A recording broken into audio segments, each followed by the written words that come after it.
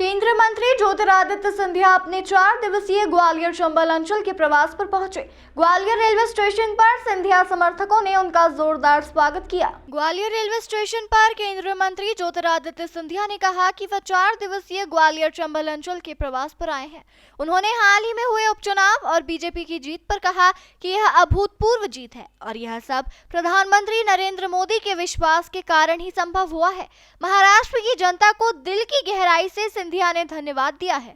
उनका कहना है कि शासन और प्रशासन के साथ ही मोदी जी की नीतियों को जनता ने सम्मानित किया है। 80% सीट किसी भी संगठन को नहीं मिली है, वह इस बार महायुति गठबंधन को महाराष्ट्र में मिली है। इस विश्वास पर हम खरे भी उतरेंगे। उपचुनाव के दौरान विपक्ष को मिली हार पर ईवीएम को दोष मढ़ने पर सिंधिया ने कहा कि जीतो तो ठीक, नहीं जीतो तो किसी और के ऊपर मटका फोड़ दो। यह सब कब तक चलता रहेगा? जो लोग अपने आप को पहचानते नहीं हैं, जो लोग अपनी कमियों को देखना नहीं चाहते हैं, उन्हें कौन मदद कर सकता है? उन्होंने और भी कई विषयों पर मीडिया से चर्चा की। आपको नहीं मालूम कितने मेरा 4 दिन का प्रवास है और पूरे संभाग का प्रवास है। गुना, अशोकनगर, शिवपुरी समूचे क्षेत्र का प्रवास है। जो अभूतपूर्व जीत प्रधानमंत्री जी के विश्वास में, पहले हरियाणा की जनता, अब महाराष्ट्र की जनता ने भारतीय जनता पार्टी का परचम, प्रधानमंत्री जी का परचम, विश्वास का परचम लहराया है। महाराष्ट्र की जनता को दिल के गहराइयों से भारतीय जनता पार्टी के कार्यकर्ता होने के नाते मैं धन्यवाद अर्पित करता हूँ। और वही जो विश्वास महाराष्ट्र की जनता ने जताया है हमारे शासन के प्रति, प्रधानमंत्री जी के नेतृत्व के प्रति, उस पर पूरी तरह से हम लोग खड़े उतरेंगे।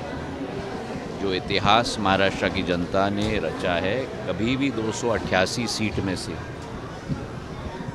80% सीट कभी भी किसी गठबंधन को नहीं मिली, जो इस बार महायुति गठबंधन को मिली। और उस विश्वास पर हम लोग खड़े उतरेंगे। इस बात का संकल्प लेकर हम लोग आगे चलते हैं।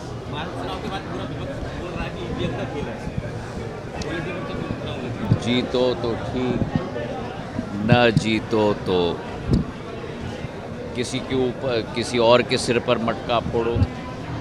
ये कब तक चलता रहेगा? जो लोग अपने आप को पहचान नहीं चाहते, जो लोग अपनी खामियां को देखना नहीं चाहते, उन्हें कौन मदद कर सकता है? रेल लाइन की सौगात आपने एक बार दी है। बहुत बड़ी नहीं, अभी सौगात नहीं, अभी सर्वे चल रही है। मेरी आदत है कि मैं स्पष्ट बोलता हूँ। बहुत बड़ी एक मांग थी पिपरई और चंदेरी के बीच में ललितपुर तक रेलवे लाइन की। मैं दिल के गहराइयों से प्रधानमंत्री जी को और रेल मंत्री अश्विनी वैष्णव जी को धन्यवाद अर्पित करना चाहता हूँ कि उन्होंने सर्वे की स्वीकृति दे दी है। और सर्वे के बाद जो निष्कर्ष निकलेगा उस पर हम लोग कार्य करेंगे। पर ये क्षेत्र के लिए बहुत बड़ी सौगात है, जो पिछले 50 वर्षों से यह मांग उठ रही थी। आज उस मांग को पूरी करने की शुरुआत का एक तारतम्य शुरू हुआ है। तो सर्वे के लिए अब हम लोगों को इंतज़ार करना है। हाँ, देखिए, विपक्ष की यही बात है कि प्रजातंत्र को नष्ट करना चाहते हैं। जिनकी सोच स्वयं सकारात्मक न हो, उनसे क्या अपेक्षा की जा सकती है? एक तरफ प्रधानमंत्री जी के नेतृत्व में हमारी सरकार देश को आगे बढ़ा रही है। अभी मैं यूरोप से भी होके हुए आ रहा हूँ, जहाँ जर्मनी के लोग, बाकी देशों के लोग प्रधानमंत्री जी की नेतृत्व की प्रशंसा चारों ओर विश्व में की जा रही है। लेकिन प्रजातंत्र के मंदिर को भंग करने में ही विपक्ष पूरी तरह से लगी हुई है।